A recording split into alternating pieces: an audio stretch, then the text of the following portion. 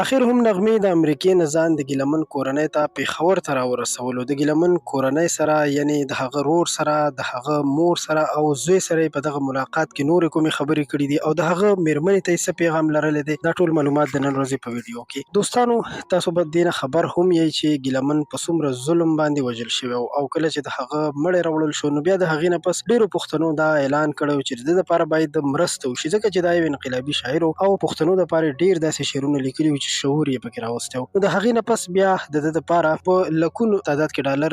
راټول شول، یعنې پښتنو ورسره مرسته وکړله او دغه مرستې په اړه غږ چې چا پورته کړی نو هغه نغمې پورته کړی و چې نن نغمه په پېښور کې دوی سره د ملاقات کولو دپاره را رسېدلې ده، ځکه چې د ګیلمن کورنۍ سره ملاقات کول د هغې یو ډېر لوی ارمان او کله هم چې ګیلمن وفات شو نو هغې ورپسې په چغو چغو باندې ژړلي وو. شاید دا ویډیوګانې تاسو کتلې هم وي، موږ په خپل چینل باندې تاسو سره شریکې کړې وي. نو د نغمې راتګ پېښور ته او د ګیلمن کورنۍ سره ملاقات دا یو ډېر ښه خبر دی، ځکه چې کله هم یو پښتون د بل پښتون سره ودرېږي نو زموږ زړه هم په دې باندې خوشحالېږي. دا ویډیو د کتلو مو یو جهان مننه. خپل نظر ضرور موږ سره په کمنټ کې شریکولی شئ.